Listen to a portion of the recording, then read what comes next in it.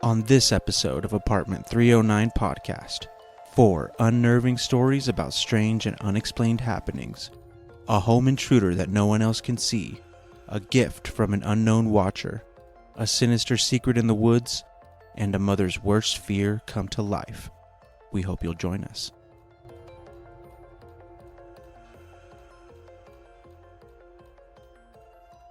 Welcome to Apartment 309 Podcast, the one-sided storytelling podcast where I dive into true crime or the paranormal and tell it to my captive audience boyfriend while he reacts occasionally, basically just recording part of our normal day.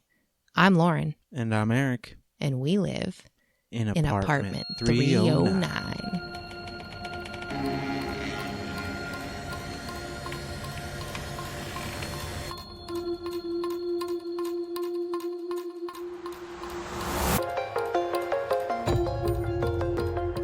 Happy Saturday.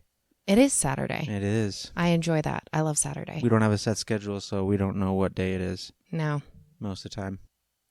But it's good. We got a storm rolling in. It's windy. Oh my gosh, it's so windy. I almost got blown over. Cool. Well, today we are going to read through some amazing tales that I found on Reddit. They're all by one Reddit user named Priestess of Spiders. Absolutely incredible storyteller to the point where I was looking for other stories and stuff to read. And this, I just went on to their postings. Oh my gosh. Oh. Yeah, just phenomenal storyteller. So that's what we're going to focus on today. Nice. And in the spirit of spoopy season, I tried to find stories that kind of get the mind whirring, make you a little uncomfortable, a little unnerved with like all the possibilities of the unknown and the unexplainable. Ooh, spooky. Spooky. And before we jump into anything, just wanted to reiterate, say again, we love you guys so much and would appreciate it if you like listening to us, if you're following us, let somebody you know about us. We want to get the word out about A309. You can leave a review, rate us. Anything you do is going to help pump us into that algorithm to kind of reach more ears. We are coming up on our 6-month anniversary of putting out this podcast. Really? Yeah. Wow. Yeah, I think we started in April. And 6 months, baby. we are creeping up on October here. Spoopy season. It is. Anyway, so that, if you wouldn't mind, tell somebody you know. I tell everybody I know, and they are sick of hearing about it. But we're also considering potentially making some merch. Definitely not going to be in the near future. We've got a lot going on here, but we are trying to figure out what would be the best option. I know I came up with a design and Eric made it. Maybe we can put a couple samples of that out there, see if there's anything. I know I'd probably want a hoodie. There's what do you guys t-shirts, want? Shirts, hoodies, hats? Stickers. I kind of want a sticker on my car. Sticker is a good idea. I could. I don't know yet. Anyway. Drop us a comment on Instagram. Maybe I'll post some pictures. I know I did put the questionnaire out, but it's only on Spotify right now about the Mexican aliens or the Peruvian aliens in Mexico. I'll see what I can do with Instagram. I don't think we have enough on there to do a poll, but we can at least try to do a comment poll. It sounds like a good movie title. Peruvian aliens in Mexico. Oh, I was like Instagram poll? No, Peruvian aliens in Mexico. Kind of like an American Werewolf in London. Peruvian aliens in Mexico. They're just like coughing up dust everywhere. They are dust. They are made of dust. Just Okay, well, that's what we talked about last time, but you got any more? No. Okay. Yeah, I think you just told me you had something in the news. Yeah, I gotta ask you. So did you hear that they arrested the last living suspect in the shooting of Tupac Shakur? Shut up. What? Yeah. Apparently not the guy necessarily that they think shot, but his name is Dwayne Keefe D. Davis. So, according to AP News, he's been arrested for the 1996 killing of rapper Tupac Shakur. What? Wait, no. Where did he crawl out from? What happened? No, he's been around. I guess he's let's see. He was involved with the opposing record label that was known. So he was associated with Bad Boy Records, which represented Biggie Smalls, and they were, in a rivalry, so to speak, with Death Row, which is where Tupac was. But he's been talking about it for a long time, apparently, about being involved for years. Okay, and then they was were he finally like a hired hitman? Does he do this for a living? Is this the only one that he did? Like, what do we know? I haven't seen anything about the reason, but just his association with Bad Boy Records. And I have heard somewhere, this is not in any news article, but people say P. Diddy ordered the hit on Tupac. What? There had been a lot of... Allegedly. Tupac said when he was alive... Allegedly. Tupac said when he was alive that P. Diddy and people at Bad Boy Records were trying to kill him. He actually had been shot before, and he said he went to the hospital and recovered, but at sometime in like 94, 95, something like that. He had been in the hospital because he was shot, and he believed that it was because of P. Diddy and the people at Bad Boy Records. Dude, I don't get that. Like, I don't get what they would get out of ending a rival like that. Killing somebody. What do you get out of that? How does that help your record label? How does that help you? Like, what do you have to gain? I don't know. I'm not the one to ask about that. I don't know. They say that he wouldn't have been the one that was shot, but that he says in his memoirs that he was the front passenger of the Cadillac and had slipped a gun into the back seat from where he said the shots were fired. So he implicated his nephew, Orlando, quote, Baby Lane Anderson, saying he was one of the two people in the back seat. Anderson, a known rival of Shakur, had been involved in a casino brawl with the rapper shortly before the shooting. There's that famous footage. Have you ever seen that of Tupac the night that he died and he was in a casino? No. And he had started fighting somebody. So I think what they're saying is that it was associated with that. A lot of people always thought that it had something to do with the like very public on-camera fight that Tupac had in a casino right before, like moments before. Good God. It's just crazy because this is like one of those big stories, growing up. What, 30 years ago? Yeah, almost? 1996. So it's a story you hear, we always heard growing up that it was a mystery. And who knows, maybe this might have something down the line to lead us towards who ultimately was responsible, and maybe they'll find out who killed Biggie. Interesting. Well, I know with Tupac, there's all those rumors that he's still alive and stuff. Right. Yeah. Living in Cuba. Oh, no, I didn't go that into it. I just know it's one of those. I've actually looked really far into it. They think that, the people that are, I think he was dead. I think he's dead. But people say that he might have left to Cuba because he had family there that had a Shakur name. I think it was his aunt. Huh. Crazy. Yeah. Yeah, I have never looked into that. That's a rabbit hole to jump down the Tupac conspiracy. That's crazy. Interesting. Mm-hmm. Well, Dwayne, Big Daddy D, what did they call Big him? Daddy D, Big Keefy D. Oh, Keefy D. Oh, he done it now. Oh, he done did it. That would be one of those crazy ones, like if you could actually keep that secret. No, he couldn't. He was talking all about it for years.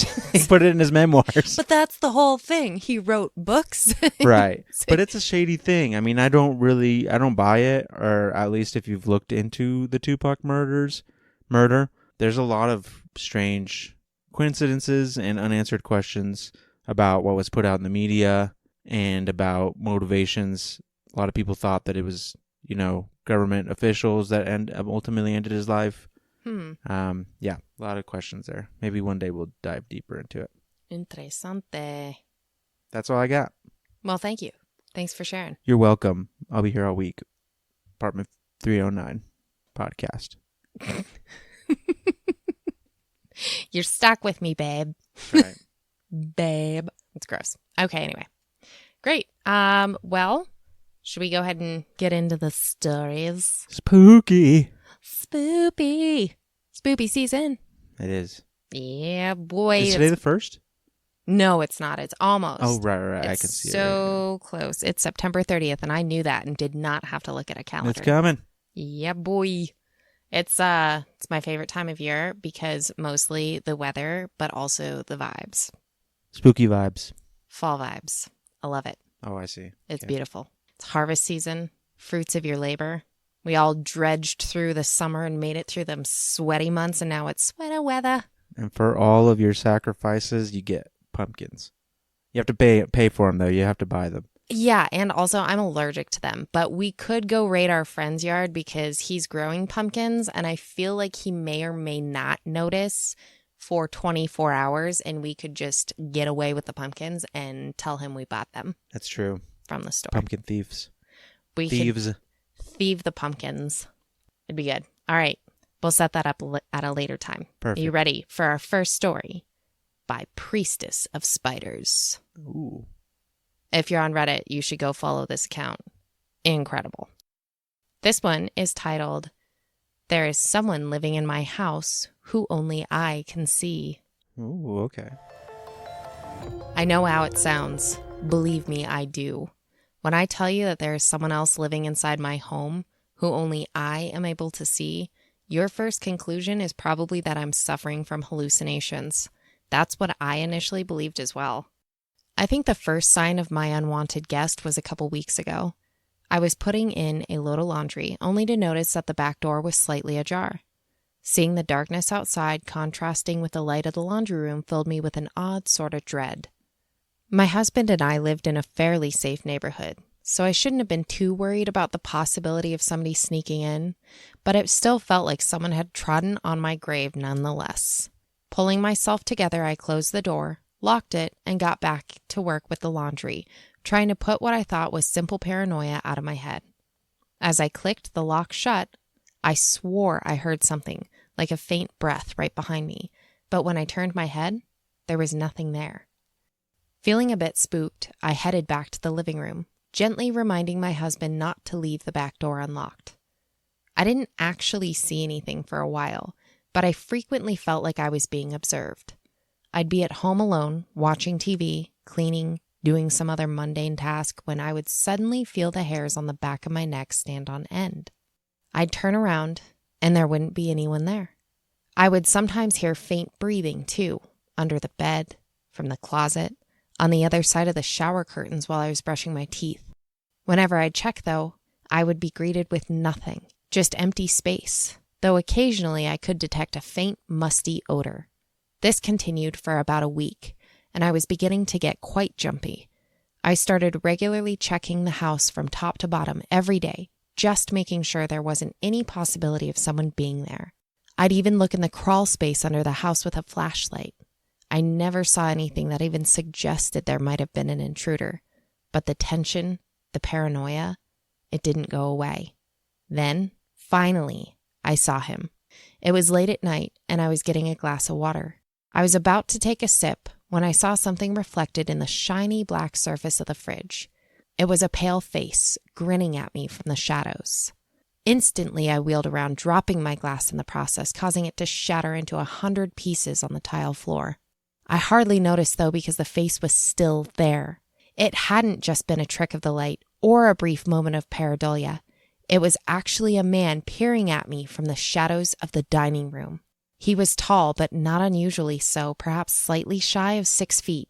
His face was stretched into a smug, close-lipped grin, with half-open eyes giving an impression of sleepy contentment. He was nude and entirely hairless. I screamed in horror and grabbed a cleaver from the knife rack, in case I needed to defend myself. Moments later, I heard my husband come rushing down the hallway asking what was wrong. As I watched, the naked intruder put a finger to his lips and shook his head. At this point, my husband burst into the room, clutching a baseball bat. "What happened? What's wrong?" he asked. Unable to speak, I pointed towards the strange man, hand shaking. My husband looked into the dark, visibly straining his eyes. He moved closer to the intruder, who was still standing there, smiling smugly and staring at me with those half-lidded eyes. My husband turned on the light switch, fully illuminating the stranger, but still didn't seem to notice him. "What's wrong, honey? I don't see anything," my husband asked, standing less than a foot away from the intruder. I swallowed, trying as hard as I could to not look at the naked man in my dining room, his smile widening ever so slightly. It didn't help.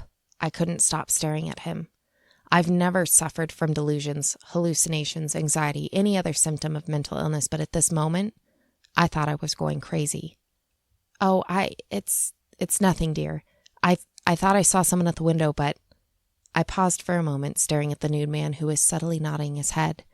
It was just a trick of the light. I'm sorry for waking you up. My husband set down the baseball bat and moved in for a hug, offering words of comfort as he wrapped his arms around me. I didn't hear any of them, though. I was still focused on the intruder. No matter how hard I tried to will him to disappear, he refused to cease existing. As I watched, he winked at me and took a seat at the table. My husband led me back to bed, but even as I followed him, our hands intertwined, I couldn't help but look back at the naked man in my dining room, waving farewell at me slowly. His half-closed eyes reflected the faint light of the moon through the uncovered window with sickening malice. I didn't sleep at all that night. How could I? At that time, I was convinced something inside of me had snapped, but for the life of me, I couldn't think of anything that would have caused it. I'm a stay-at-home spouse, so it wasn't work that would be causing it, and I'd had ample opportunities for social interaction, so clearly I wasn't losing my mind due to isolation. As far as I knew, my family never had any special predilection towards mental illness. My thoughts raced through my mind like rats in a maze until the sun's rays poured through the bedroom window. I waited until my husband awoke before I felt comfortable leaving bed. I didn't much relish the thought of being the only one awake in case our unwanted guest was still here. When my husband finally got up late in the morning, I accompanied him out to have breakfast. To my horror, the intruder was still there, still sitting at the table. I processed for the first time that he was sitting in my usual spot. After my husband and I prepared a breakfast of scrambled eggs and sausages, we made our way to the table. The intruder sat there unmoving, his half-closed eyes fixed on me. His smug smile seemed to dare me to try and sit down on his lap. I sat on the opposite side of the table as normal, next to my husband. I noticed him raise an eyebrow, but he didn't say anything, so I didn't explain myself. Throughout breakfast, my husband tried to make conversation, but I only answered with monosyllabic responses and grunts. It was hard to focus with the naked man staring at me. I finished breakfast quickly and got up to take a shower.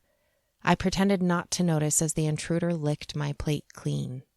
I triple-checked the bathroom door was locked and then took my time trying my best to relax in the hot water. I knew that I'd regret taking such a long shower when the water bill came in, but I tried not to focus on that. Instead, I just tried to calm myself down. It almost worked until I heard the dreadful squeaking of skin on glass. I pulled aside the curtain and screamed. Standing in front of the sink, head turned to look back at me, stood the intruder, smirking. On the mirror, drawn with a finger on the fogged surface, was a smiley face. Once again, my husband ran into the room at the sound of my cry, the door seemingly unlocked. "Are you okay?" he asked, concern on his face. He still didn't seem to notice the nude man. "I'm fine," I lied. I just slipped. I'm all right. Did you draw that on the mirror?" I pointed to the smiley face on the glass. I knew sometimes that things drawn in the condensation on mirrors could reappear once exposed to steam. I hoped to God that my husband had just idly doodled it. "What, the smiley face?" "No, I don't think so. Why?" "Are you sure you're okay?" he asked, visibly confused. The grin of the intruder, who only I could see, widened slightly. I mumbled out that I was fine and stepped out of the shower, putting on a bathrobe and trying as hard as I could not to accidentally brush the stranger. I felt his stare bore into the back of my skull as I left the bathroom on my way to get dressed. The next couple of days passed fairly similarly. No matter how hard I tried to will the intruder to vanish, he remained still. If I was watching TV with my husband, he would lie curled up under the coffee table, smirking at me. At dinner, he would sit in my regular chair, never breaking eye contact. He even started standing at the foot of my bed at night. I almost got used to it, and that was the worst part. I had just begun to accept that I had gone crazy, that this hallucinatory nudist was going to follow me around for the rest of my life. That's when he started escalating things. I woke up earlier than my husband and went out into the kitchen.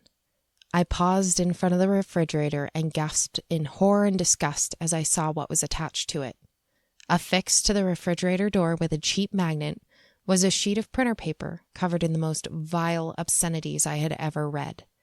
Slurs directed against my husband, crude drawings and caricatures, allegations that I was cheating on him with his best friend. I glanced over at the dining room and saw my guest grinning, half-closed eyes full of sadistic glee. I tore the sheet of paper into little pieces and tossed them in the recycling bin, refusing to acknowledge the intruder's presence. The rest of the day passed normally, though every time I looked over at the nude stranger, my stomach would lurch. Things escalated quickly after the note on the fridge. I found rusted nails left outside the bedroom door. An open condom, thankfully unused, was left on my husband's desk. One day, when I went to go make some oatmeal raisin cookies, I opened up the jar of raisins only to find they had been replaced with hundreds of dead flies, their wings meticulously plucked off. Every time I would look over at the intruder, he would make eye contact with me, as if daring me to speak out. And every time, I would say nothing. I would just clean up the mess. You have to understand, I was convinced that I was just doing these things on my own, as if I was in some sort of trance. I considered putting up security cameras to catch myself in the act, but I was horrified by the possibility that I might see something else. There was one thing that put doubt in my mind, however, something that made me feel like the intruder might be something real. Our cat, Horace, could see him too. Whenever the stranger was near him, Horace would hiss and his tail would puff up. On one occasion, he even swiped at him, drawing blood. The intruder leapt backwards, and for the first time I saw his half-closed eyes fully open, his smug grin turning into an open-toothed grimace of rage and pain. As the cat ran off to hide in the bedroom, my husband laughed and remarked, "Silly critter, isn't he? I wonder what's gotten him so worked up." 2 days ago came the final blow, which proved both the intruder's reality and the destruction of my marriage. I had gone out for a walk to try and clear my head a bit while my husband was at work. I decided to go on a fairly long hike through the nearby forest, and as a result, when I got back, it was nearly 5:30. When I stepped through my front door, the first thing I noticed was the smell. It was a metallic tang like rust or ozone. It was so alien to my home that it took me a few moments before my brain processed it. The scent of blood. Grabbing my walking stick like a club and fearing the worst, I crept towards the smell. It seemed to be emanating from the kitchen. As I rounded the corner, I tried my best not to vomit. The tile floor, cabinets, and fridge were all splattered with blood. Nailed to one of the higher cabinets, viscera dangling out like party streamers, was the mangled, flayed corpse of Horace. Scraps of fur and skin were strewn about the floor in disgusting heaps. In the corner covered in blood and scratches sat the cross-legged form of the intruder, grinning with infinite, repulsive smugness. Written on the wall in still wet cat blood were the words, "More than one way," with a smiley face underneath. I readied myself to attack the stranger, to bash his brains with my improvised club, but it was at that instant that my husband came home. I don't want to relive that moment, the things that he said to me, my sobbing insistence that I didn't do this, the disbelief on my husband's face as I finally told him about the intruder, the disgusting, perverse delight in the stranger's smile as I pointed towards him. Finally, I once again gripped the walking stick and moved to kill the intruder, confident that maybe in his death he would become visible. But it didn't work. Whenever I moved to attack the intruder, he simply leapt out of the way, causing my strike to hit the floor, the counter, the wall. I only stopped when the walking stick finally broke and I fell down, sobbing, on the blood-stained floor.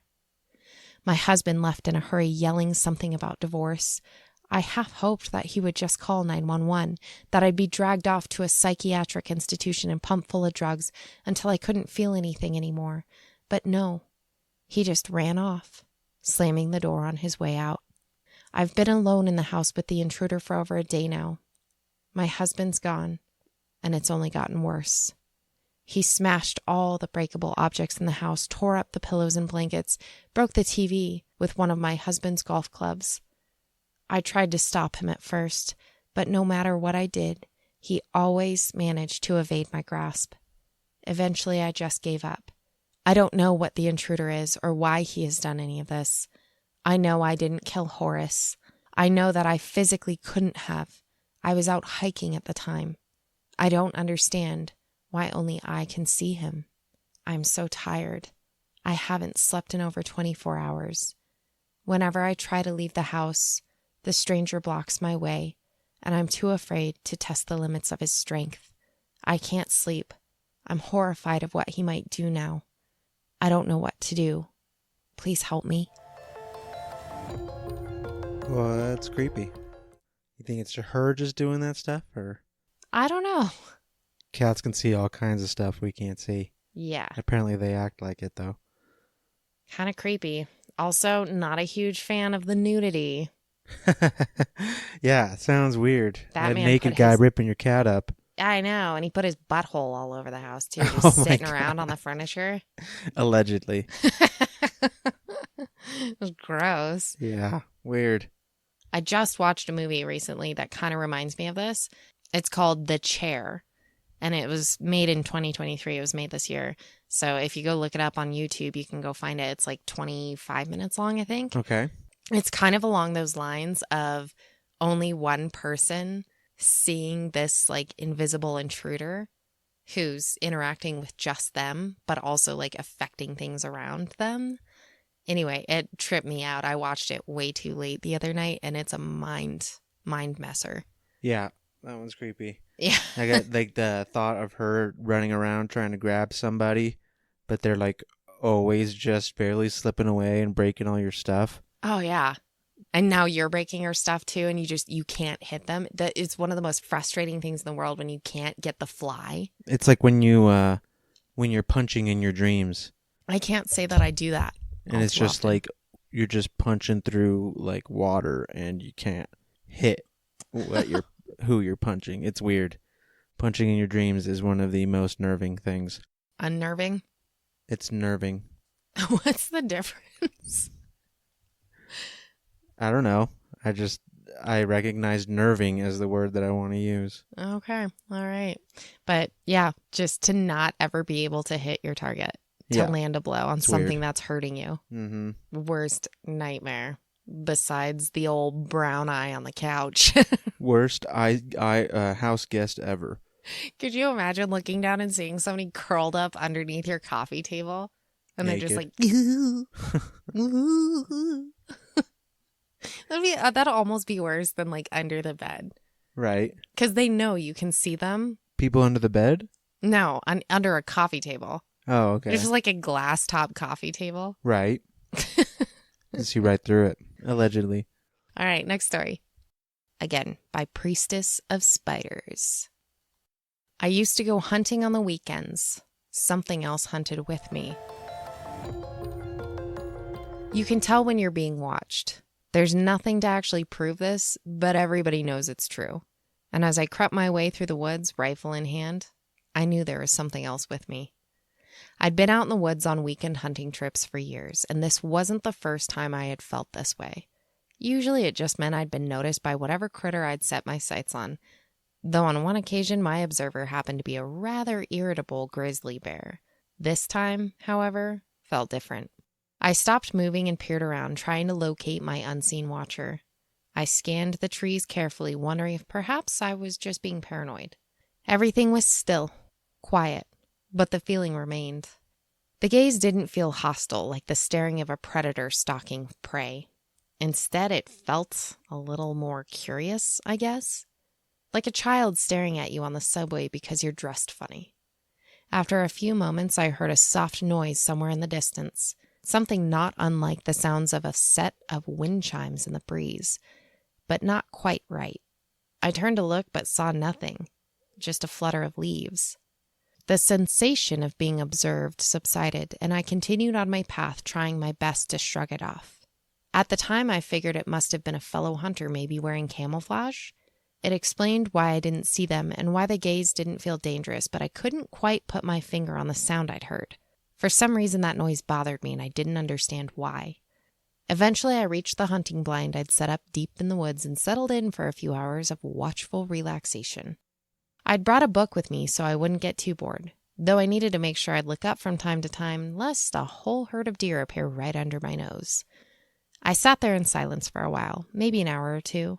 It was peaceful that deep out in the forest, utterly tranquil. Part of why I went hunting was to get in touch with the sublimity of nature, to experience isolation from the busyness and squalor of urban life. It was pleasant to be alone, with only trees and birds for company. I was pondering this when suddenly I heard a twig snap. I put down my book quietly and looked out over my hunting blind, searching for the source of the sound. After a few moments of scanning the trees, I spotted my target. It was a buck with a magnificent rack of antlers, 10 points at least, and perfectly symmetrical. I'm not usually one for trophy hunting. I'm generally just in it for the meat and as an excuse to be outdoors, but even I was impressed. I figured at the very least they'd look good above my mantle. I raised my rifle and took aim through the scope, lining up the shot just right. I wasn't in any hurry. It hadn't seen me, so I had plenty of time to steady my breathing and place the buck squarely in my crosshairs. It would have been a clean kill, an instant, painless death. That's when I got that feeling again. I knew that I was being watched. I could tell it was the same observer from earlier. I guess you could say the vibes were similar, but the intentions were different. Before, whatever was watching me had simply just been curious, but now it felt angry, like it was jealous. The buck noticed something was wrong too. Its ears pricked up and it started to look around nervously. I knew that I had to take the shot right then or else I wouldn't have another chance. It was about to bolt. But something held me back. I heard that faint sound of something almost like wind chimes from behind me, and I closed my eyes, set down my rifle. I didn't know what was about to happen, but I sure as hell knew I didn't want to see it. This decision may have saved my life. The chimes grew louder and closer, mixed in with the sound of rushing wind. Whatever it was, it moved as quickly as a freight train. I heard it move past me with a rush of waves against the beach, the pseudo-musical chiming reaching an almost unbearable volume. I heard the buck cry out for just a split second before its scream was silenced with one of the most bizarre noises I've ever heard. I can't even hope to describe it accurately. It was somewhere between a slab of gelatin being pushed into a paper shredder and a crystal chandelier crashing on the floor, but even that doesn't fully do the hellish cacophony justice. It was so loud it made my ears ring, and it was followed by such intense silence that I swear I thought I had gone deaf. The whole forest had gone still, as if every living thing was too scared to make a sound. Eventually, after the silence had passed and the birds started chirping again, I opened my eyes. There was nothing there. No buck, no blood, not even drag marks, nothing. It was as if it had never existed at all. It was going to get dark soon, so I quickly left the blind, hiking as quickly as possible back to camp. Perhaps a tad faster than was absolutely necessary. I kept listening intensely, horrified that I would hear the sound of something not quite like wind chimes coming towards me. Finally, I reached my tent. I was tempted to just pack up my gear and hightail it back to my truck, but by this point, it was so dark that I feared I would get lost if I tried. Instead, I simply slipped into my tent, fully inside, fully clothed, with my fully loaded rifle next to me. I didn't sleep at all that night. At some point around 2 or 3 a.m., I felt a presence outside my tent. The hairs on the back of my neck stood on end. That feeling of being watched came back in full force. After a few minutes of this, I faintly detected that sound of almost wind chimes, very quiet from outside. I clutched my rifle with white knuckles. I wasn't going down without a fight. The chiming increased in intensity for a moment, followed by a loud, wet thump. Then the not quite wind chimes faded into the distance, and that paranoid sensation abruptly vanished. I still didn't leave my tent until the sun came out. I sat alone, terrified that that thing would come back until the first rays of sunlight peeked through the fabric of the tent. I know it's childish, but I felt safer in daylight. As I unzipped the tent flap and stepped outside, I detected a strange odor, almost like ozone. As I hastily packed my things to leave, I stepped in something which I quickly concluded must have been the source of the smell. It was a slimy pile of something that looked white and gray, like strings on the ground, along with a rounded object about the size of my fist. The texture was like undercooked noodles. I had no idea what I was looking at until I noticed the two small orbs connected to the rounded object. White strands. They were eyes. It was the entirety of the deer's central nervous system. They had been meticulously stripped of flesh, removed from the body. I've butchered deer before, but I'd never seen anything like this before, or since. It would take a master surgeon to do something with this much precision, pulling it out in one piece.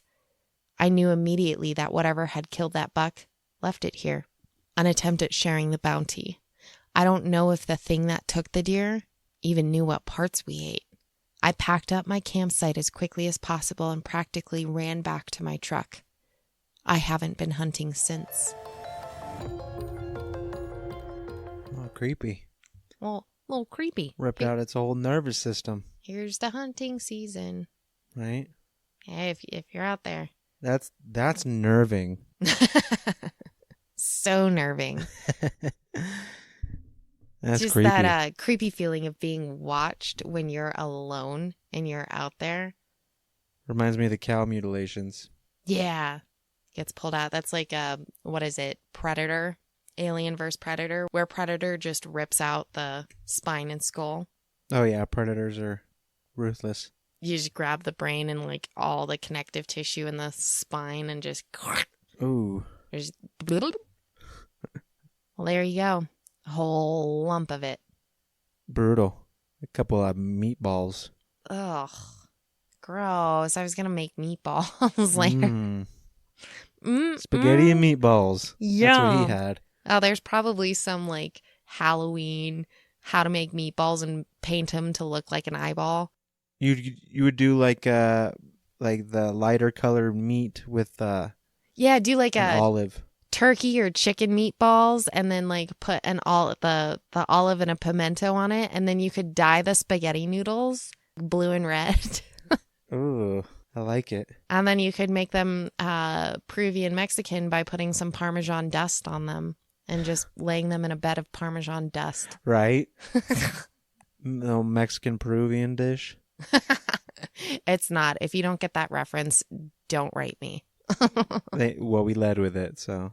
I know, right? Sort of. All right, so I have another one about deer. It's a little bit of a shorter one, and then we've got the one to end it all. Oh, snap. Did you hear how excited I Keep it was? coming. Almost like I was hiding under a coffee table. What? Nothing. I've lost it. Okay. There's something wrong with the deer. A few days ago, I was out for a morning hike in my local forest on a trail I had walked hundreds of times before. It's a 5-mile loop that passed by a creek, and it was just isolated enough to feel like a refreshing sojourn away from the suburbs without being too remote. It was a bit of a surprise to me when I came across a fence about a mile into my walk, right across where the trail normally continued. There was a sign that said something along the lines of government property, no trespassing, and I sighed in annoyance. I'd been down on this very same trail nearly every week prior, and the fence and sign had not been there before. I almost turned around, but it was such a nice day and the trail was so short I figured it wouldn't be too big of a deal if I just hopped the fence and finished my hike. I could find another route the next time. I didn't see any security cameras or anything else like that, so I simply hopped the fence and continued with my walk, annoyed that it may be the last time I'd be able to hike on that trail. It's such a beautiful area, and I stopped occasionally to listen to the birds or smell the fresh air. About 2 miles or so, I reached the creek and decided to sit down and enjoy the view. As I took a swig from my thermos of hot tea, listening to the gentle burbling of the nearby stream, I had almost forgotten about the fence. Out in the forest like this, I felt like I was one with the sublimity of nature. Everything was quiet, calm, serene. After a few minutes, though, I began to feel a little uneasy. It took me a moment to realize why. There were no birds singing. I hadn't noticed at first because the creek was so close by it provided its own ambient noise, but once I was aware of the birds' absence, the silence was deafening. A couple years back, I had an experience with a mountain lion. It was on a different trail, but in the same general part of the state. I recall that all the birds had gone quiet, instinctively silencing themselves in the presence of the beast. It had simply come down out of the bushes, walking across the trail before looking at me curiously. Luckily, I had managed to keep my wits about me and succeeded in scaring off the cougar with a combination of yelling and flapping my jacket to make myself look bigger. As soon as it departed, the chirping of birds returned. After that day, I always carried a small air horn with me on my hikes. I reached into my bag and pulled out the air horn, looking around cautiously in search of anything that could be scaring off the birds. I didn't see anything and was almost on the verge of simply pressing down on the air horn preemptively when I heard a snap far away on my right. Turning, I strained my eyes to see what could have caused the noise. Air horn at the ready. Knowing what I do now, it is very possible that if I had chosen to use the horn, I wouldn't be here to tell my story. Though at first it blended in with the trees and brush, I noticed the deer rather quickly. I relaxed a little, exhaling in relief as I put the air horn back in my bag with my shaking hands. I still felt uneasy, though. Even at this distance, I could tell that there was something off about the animal, and the birds still hadn't returned. Staying quiet and low, I grabbed my binoculars and took a closer look at the distant deer. It was a buck with a beautiful set of antlers. This already struck me as somewhat odd, as most of the bucks around here had long since shed their antlers at this point. Even odder was the structure of the antlers. Rather than two large antlers with multiple points facing upwards, it seemed like 6 to 10 spikes extending out of the skull. On further inspection, the deer was malnourished, emaciated even. Clumps of fur were missing. As I watched, it hobbled feebly on unsteady legs towards the river, lowering its head to drink. My thought was that it must have been suffering from chronic wasting disease, perhaps coupled with a bit of mange. I felt sorry for the animal and with sadness continued to watch it through my binoculars. Then its antlers twitched. It didn't look like they were going to fall off due to shedding or anything like that. The points moved outwards slightly, like a hand unclenching from a fist. As soon as the antlers twitched, the deer stood up from its drink, eyes wide, almost as if it were standing at attention. As I watched, the now clearly articulated antlers further stretched, bending until the points touched the side of the buck's head. Then they began to push. As I watched in stunned horror, something ripped itself out of the deer's skull with a disgusting crack of splintering bone. The objects I previously thought to be antlers were in fact spider-like legs of some horrible monstrosity. My hands were shaking too much to get a clear view, but it was crab-like in appearance, with sharp mouth parts and beady black eyes. As soon as the creature pulled itself fully free from the skull, the deer's corpse fell down limply into the stream, with its bright red blood polluting the fresh water. The antler thing scuttled off rapidly into the tree line, disappearing in an instant.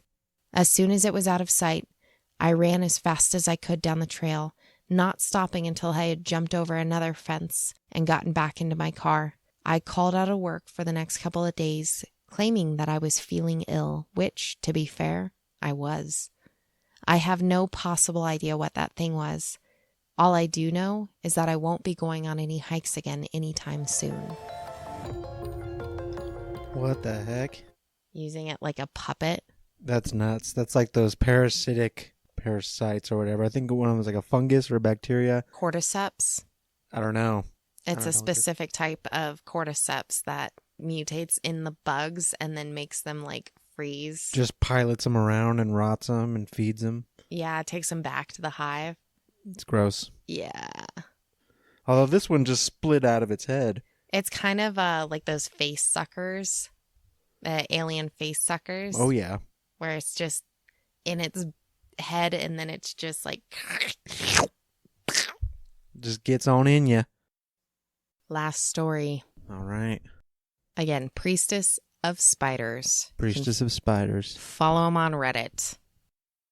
My son's reflection is wrong. I have always been afraid of mirrors ever since I was a young child. I knew it was irrational, of course. I was never afraid when I would see my reflection in a puddle or on the darkened window of a shop as I walked down the street. It was specifically mirrors that made me uncomfortable. I always feared that I would see something other than myself looking back at me. This explains why I was less than thrilled to find the large antique silver mirror in the bedroom of the house I was renting. Where at my own place, I would have thrown it out then and there, leaving it on the curb and relying solely upon the mirror in the modern and well-kept bathrooms for all necessary reflective purposes. Alas, I didn't think my landlord would think too highly of his tenant tossing out expensive antique furniture, so I contented myself to simply move it to a spare room. I had moved to the house for the simple reason that it was fairly cheap and I didn't have much other choice. My husband passed away earlier that year due to a heart condition, leaving me simultaneously a widow and solely responsible for the care of our son, Chester. Fortunately, my husband's life insurance policy turned out to be reasonably generous, but I still needed to downgrade our living situation if I was to take care of Chester without another source of income. Beyond the obvious fact that I have now been left to raise a child without the assistance of a spouse, there is another reason why I cannot simply supplement my funds by taking on a job. Chester has autism. Now, I want to make it clear, my son is not a cross to bear, not a weight on my shoulders. He is my child, and I love him just as he is. I won't deny it can be difficult sometimes, but I can only imagine how hard it is for him. I find the terms high functioning and low functioning are relatively useless descriptors. Like most things in life, it is a tad more complicated than that. Chester is, generally speaking, nonverbal, and I've never known him to say more than 20 words in a single day. In addition, he tends to get overstimulated quickly from loud noises and often flaps his hands as a form of stimming, especially when he is having some difficulty expressing what he wants. The only behavior of his which ever actually frustrated me is his elopement, which in the context of autism means that he has a tendency to wander off or run away whenever he feels stressed. We work around these traits, and I think generally I've been able to make life quite comfortable for him. Chester has always shown quite an aptitude for reading and writing despite his relatively young age of only 9 years old. When he needed something that could not be articulated through gestures or single words, he would write it down on a whiteboard that I'd given him for that purpose. To help with his sensory issues regarding loud noises, I purchased a set of headphones for him, the same sort that one would wear at a gun range to prevent hearing loss. These generally aren't necessary within the confines of the house, but on those occasions when we do go out in public, I genuinely think they help him quite a bit. Given his condition, combined with the relative isolation of our new rural home, it has been necessary to homeschool Chester, though that hasn't really been any sort of a problem. Before I got married, I'd spent a few years teaching elementary school, so I already had the required skills. I've always believed in a somewhat more active approach to learning than some of my peers, and since our new home is located directly next to a forest, this was fairly easy to accomplish.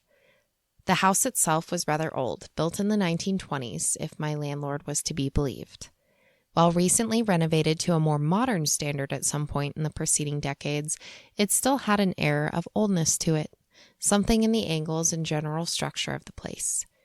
The main feature that seemed significantly out of place was the wrought iron fence that surrounded the house, a far cry from the traditional wooden fence I was used to from a life in the suburbs. There was no formal gate that led out to the forest behind the house, just a gap in the fencing with a small pile of rusty iron posts nearby. I never asked the landlord about it, but judging by a stump outside the boundaries of the backyard, I assumed a tree must have fallen down and damaged it. Children don't want to sit still and be lectured. They want to be outside to run around and be active. So I'd always try to teach Chester his lessons in a way that connected with the forest. I'd lift up logs and show him all the squirming creatures underneath so I could teach him all the differences between them.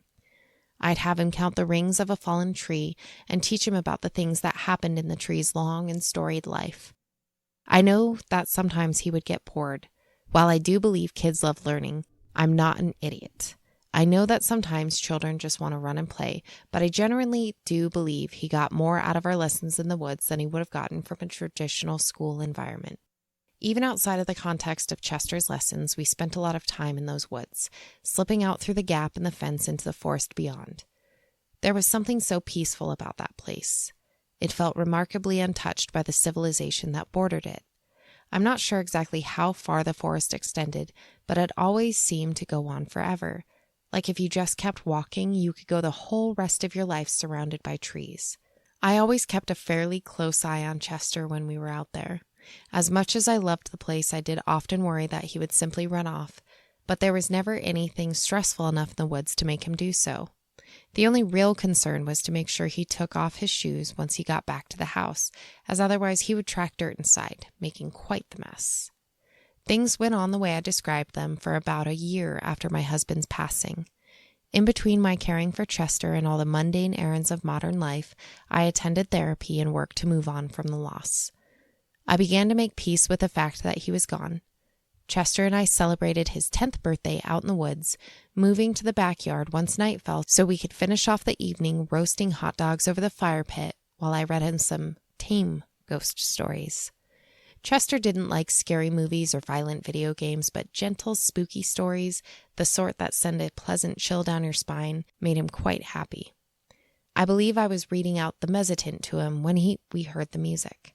It was a soft, strange sound. A faint piping emanating from the forest beyond, gentle yet eerie. The faint notes reminded me of the sound of panpipes, but not quite. If I listened very closely, I could almost discern a drumming as well. Chester looked out into the darkness beyond the fire, flapping his hands gently. He didn't seem upset or scared, just awestruck.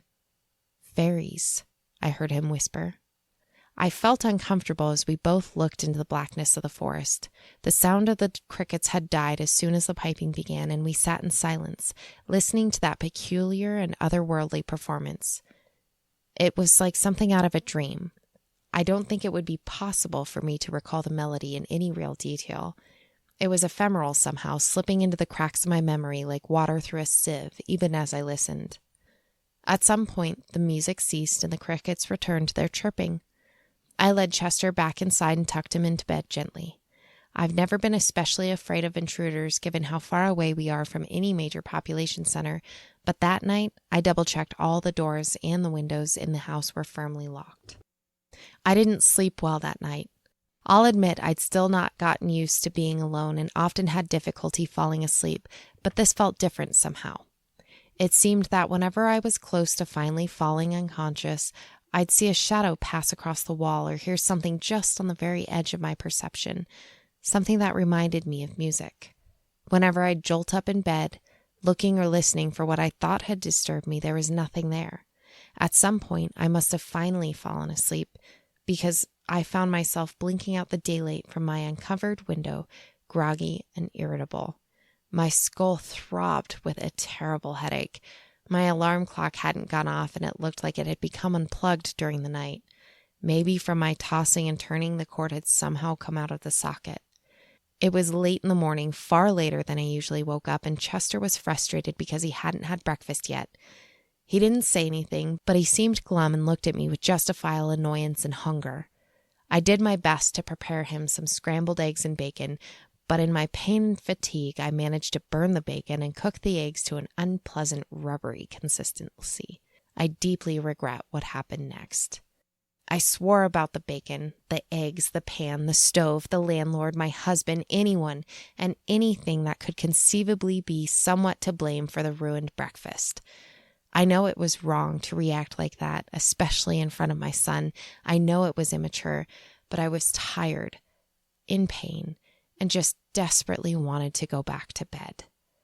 When I finished with my profanity-laced rant, I heard the back door closing and looked out the window to see Chester fleeing out into the forest, visibly distressed. "Shit," I muttered to myself and ran to the door after him, calling for him to come back. I tripped on one of the fallen iron fence posts and fell to the ground. When I recovered enough to stand up, Chester was long gone, vanished amongst the trees. I looked through those woods for hours. As I've described earlier, I don't know how large the forest is behind my house, but it still feels odd that all the time I never saw him. He's only 10 years old, he's not an Olympic sprinter, and the foliage isn't so thick that I could have lost him that easily. I kept wandering among the trees, shouting out Chester's name with increasing panic. Sometimes I thought I'd hear a branch snapping or a child's giggle, and I would turn about, desperately trying to catch a glimpse of the sound's source. There was nothing there. It was fairly far along in the afternoon when I decided to head back and call the police. Despite how long I'd spent in the forest, it was a remarkably quick walk back to the house. It felt almost as if the walk into the woods was somehow further than the walk out. I opened the door and started moving to the bedroom to get my phone when I saw Chester sitting on the couch, reading a book. I nearly wept with relief and rushed to hug him, apologizing over and over for scaring him, asking if he was okay. I was so happy to see my son again, I wasn't even angry with him for running off. "I'm all right, Mom. I'm really sorry for running off. I was just scared. I won't do that again. Please don't be angry," said Chester, tears welling up in his eyes. I froze. Chester rarely spoke more than a single word at a time. His longest sentences I could remember before this were maybe 3 or 4 words long at most. This was unprecedented. I had no idea how to react. "Mom, are you okay?" he asked, looking at me with a confused look on his face. The next week went by very strangely. To be very clear, autism isn't something that just goes away. It's not a disease. It's not something that can just be cured. And yet Chester no longer showed any signs of his previous behaviors. His personality still seemed intact. The sort of things he now spoke aloud seemed relatively in line with the sentences he had previously written on the whiteboard. He still had the same love of reading, the same interest in ghost stories. He still played with the same toys. In all respects, he was the same boy as before, except now he was just neurotypical. He didn't have to wear earplugs out in public anymore, and true to his word, he would never run off under any stress. He didn't even flap his hands. He just kept them calmly at his sides. It was surreal. One day I was teaching him his lessons out in the woods, and he told me, "Mom, I think I want to go to regular school. I want to be with the other kids." I was completely taken aback. Chester had never showed even the slightest interest in going to a public school before, and on the few occasions he'd had to interact with other children, he'd been far too shy to play with them.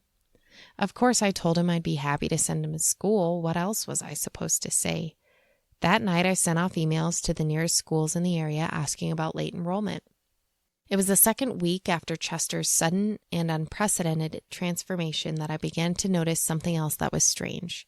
Despite the fact that we were spending a decent amount of time outside in the woods, Chester never left any dirty footprints in the house. It wasn't that he had suddenly become more careful about taking his shoes off. He was still running inside with his sneakers on the same as he always had, but there was never any dirt or mud. I just assumed at the time he must have been wiping his shoes off while I wasn't looking, and in all honesty, I didn't pay it much mind. It's only in retrospect, knowing what I do now, that this sticks out in my mind. He didn't eat as much as before. He didn't snack at all. And whenever I prepared him meals, he only ate small portions, very small. He never showed any signs of weakness or that he was losing weight, so I didn't bother him about it.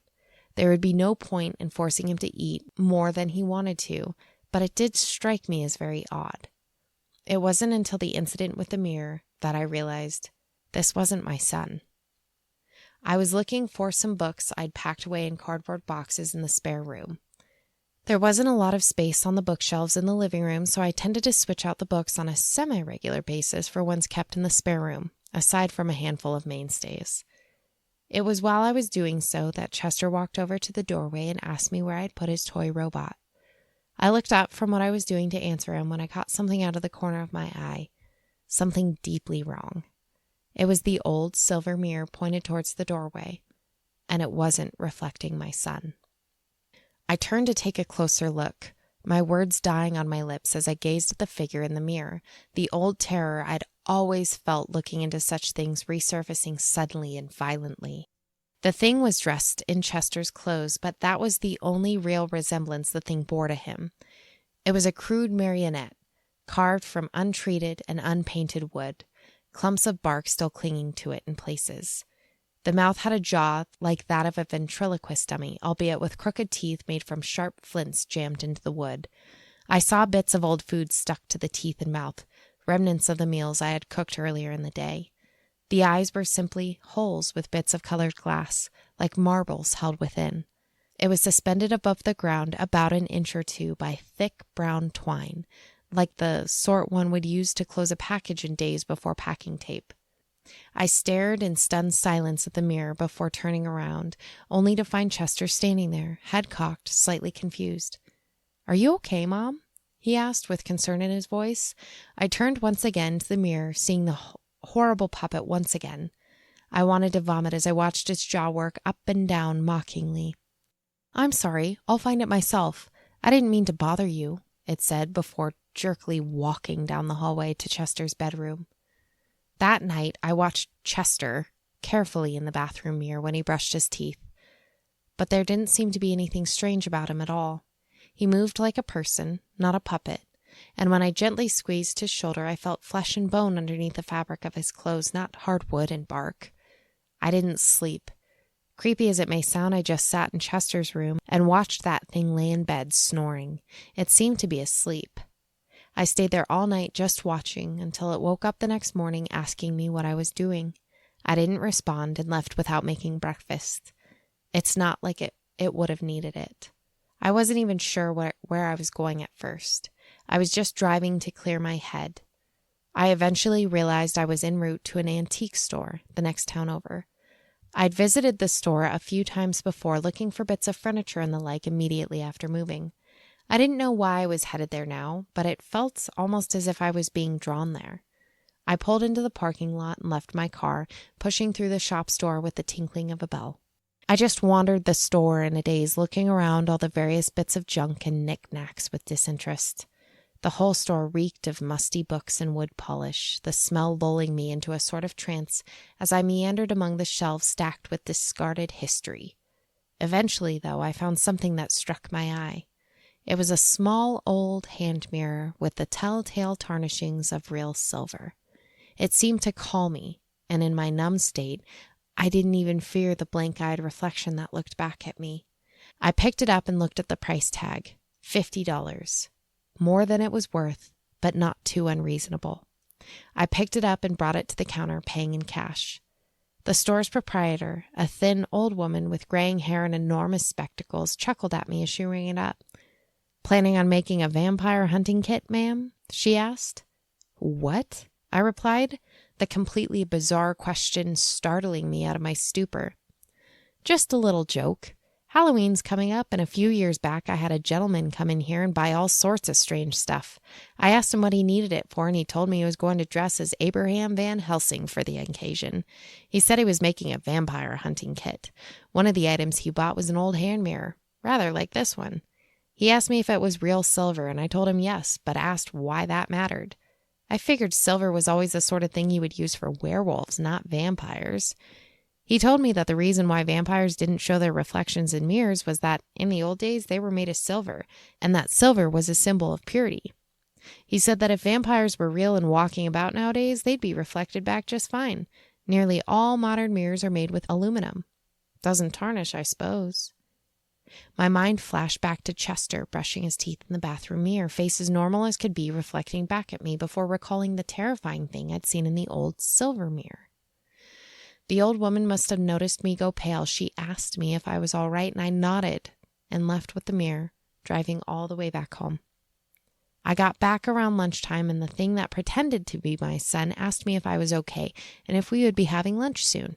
I angled the mirror so I could see its face and saw that crude puppet mouth wagging in vague time with its speech. I told it to wait at the dinner table and that I would be with it in a few minutes. It did as I said, sitting down and pretending to read a book with its glass eyes. I reached into the kitchen drawer and pulled out a pair of butcher's scissors. With the scissors in one hand and the hand mirror in the other, I walked up behind the puppet thing, carefully angling the mirror so I could see where the strings connected to its wooden body. I looked to see where the strings led, to try to take a glance at the puppeteer, but it just seemed to extend impossibly into the ceiling, passing through the pasture like a fishing line through water. It didn't notice what I was doing until I'd already cut the first string. One connected to its left arm. It screeched in what sounded like pain, a horrible, distorted cry that was a mix of mad piping and a child's scream. It swiped at me with the right arm. but I was too fast for it. After all, it was only wood and strings, and I was alive. I cut the other arm free. Now both fell limp at its sides. Next, I went for the legs, snipping the strings both in quick succession. Glancing up from the mirror, I saw what looked like my son floating in the air slightly, mouth wide open as it screamed. I cut the strings connected to its jaw and head, and the thing collapsed to the floor in a silent heap. The illusion had been broken, and all that lay before me was a broken puppet. Far away in the distance, I could hear the sound of pipes playing faintly in the woods, a haunting melody, which I cannot quite recall.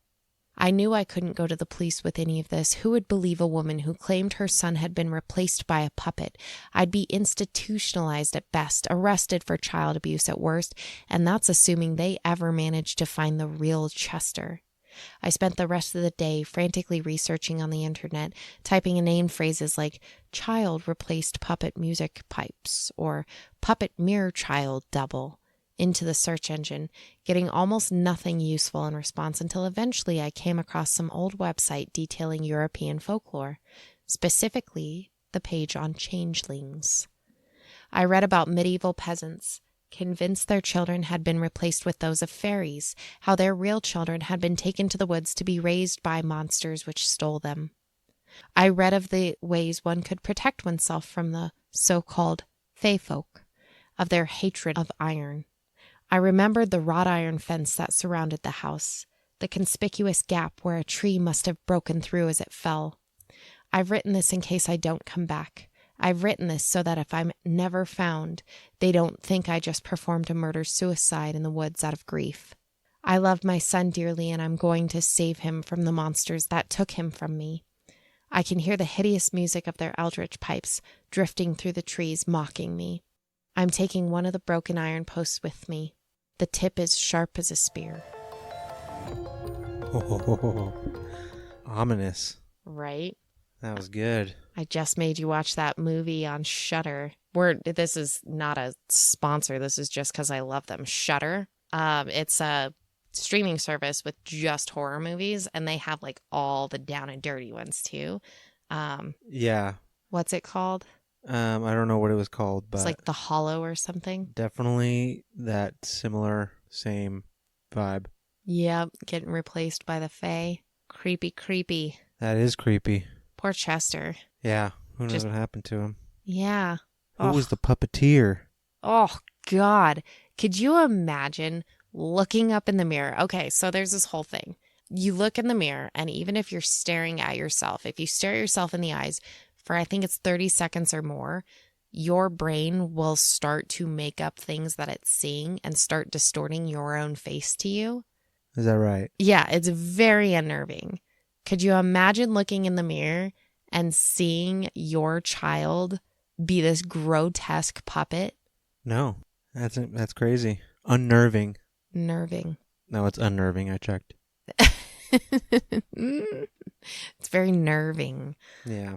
Spooky. Well, I thought those were all really well done. I did switch up things every once in a while in there. But yeah, I props to you, Priestess of Spiders. Very well written. Killing it out here. Mm-hmm.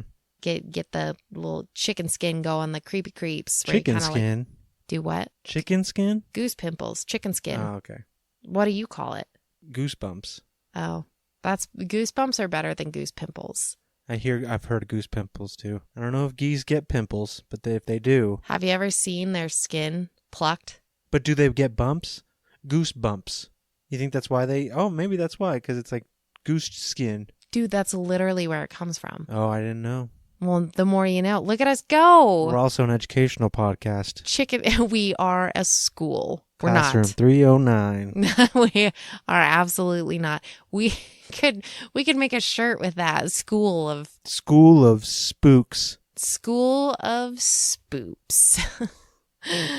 We could do that. So yeah, I would die. Iron. We're going to have to put iron on all our windows. Yes. If we ever move out to the boonies. Yeah, we're going to have to do that.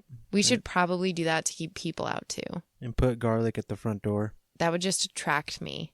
Like if I saw a neighbor with garlic hanging out their front door, I would wander over and start talking like gardening with them. You got yourself some garlic there, I see. Oh, so what kind of bulbs are these? Would you look at that? Yeah, would you look at that? Yeah, I got some garlic. Just slap them. Slap the hood of the garlic. Wouldn't believe what we got under the hood. Anyway, yeah, garlic on the doors and apparently old tarnished silver mirrors. I love it. Cool. Well, thank you, Priestess of Spiders, and thank all of you so much for joining us tonight in Apartment 309. You don't have to be as good as the Priestess here, but if you got your own story, feel free to write it to us. We want to collect enough stories to be able to do a whole episode. We cover paranormal, true crime, alien encounters, erroneous Allegedly. news articles. You can email us at apartment309podcast@gmail.com. You can follow us on Instagram, same handle, apartment309podcast. Like I said, don't forget to rate and review so you can help other people find us too. You can snail mail us. Woo, words. You can snail mail us at P.O. Box 631728, Highlands Ranch, Colorado 80163. And we hope you join myself, Lauren, And Eric. next time in In Apartment Apartment 309. 309.